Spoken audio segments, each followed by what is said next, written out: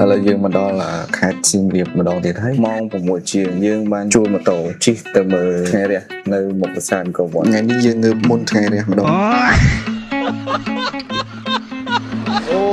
ត្រជាក់ណាស់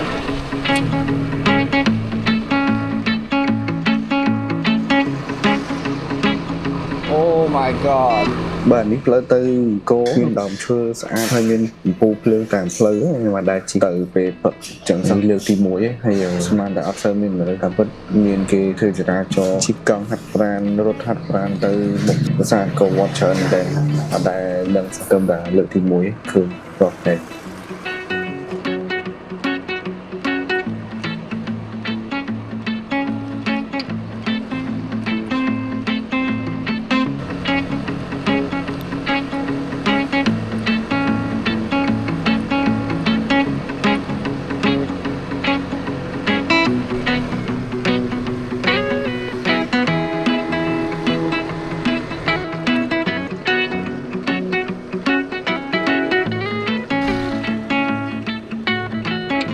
បាទខាងមុខនេះគឺផ្លូវ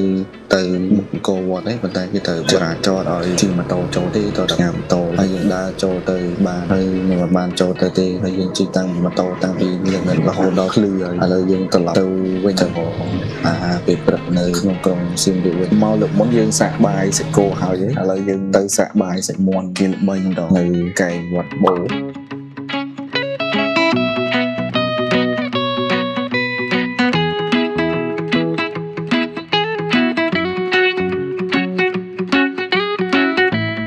បាទឥឡូវយើងមកដល់ហើយបាយមាន់គេល្បី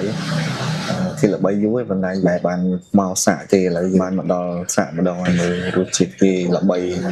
អាចឆ្ងាញ់ហ្នឹងគឺឆ្ងាញ់មែនអត់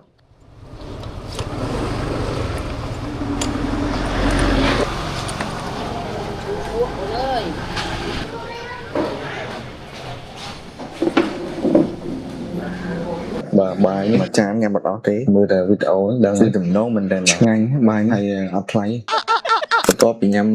បាយហើយខ្ញុំមកហាងកាហ្វេអារម្មណ៍កាហ្វេកន្លែងគេដេក័រស្អាតអង្គុយញ៉ាំកាហ្វេនៅមាត់ផ្លូវអញ្ចឹងគេសម្រាប់អង្គុយ2នាក់នៅមាត់ផ្លូវហ្នឹងហើយទំនងមែនតើគេមានដេក័របែប classic យើងហៅកាហ្វេញ៉ាំតិចទៅព្រោះតិចទៀតបានដល់ម៉ោងយើងធ្វើការអញ្ចឹងបន្ទាប់ពីញ៉ាំកាហ្វេហើយខ្ញុំក៏ទៅធ្វើការហើយពេលថ្ងៃខ្ញុំមានកន្លែងមួយទៀតដែលទៅគេល្បីដែរហ្នឹងហើយចាំពេលថ្ងៃត្រង់យើងទៅញ៉ាំនៅដល់តគ្នា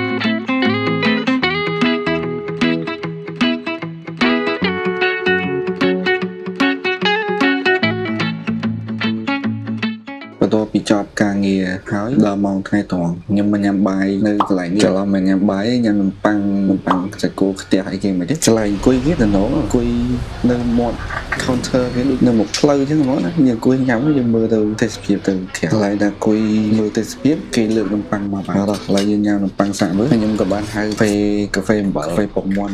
មួយរបស់គាត់ signature មកខាងគាត់ដល់ពីញ៉ាំនំប៉័ងក៏ហើយសម្រាប់ខ្ញុំរសជាតិរៀងផ្អែមបន្តិចនំប៉័ងអូម៉ាឡេតគេហ្នឹងហើយបើកាហ្វេល្មមវាបន្ថយស្ករទៅវាមានជាតិពុកមាន់តិចអញ្ចឹងណាហើយញ៉ាំមួយតែទៅវារសជាតិគ្នាហ្មងបន្ទាប់ពីញ៉ាំអាហារថ្ងៃត្រង់ហើយយើងក៏គៀកម៉ោងត្រឡប់ទៅភ្នំពេញវិញដែរហើយខ្ញុំបានយកម៉ូតូជួលហ្នឹងទៅឲ្យគេវិញហើយយើងជីកអាសែតទៅរមុនឡានវិរៈវត្ថុ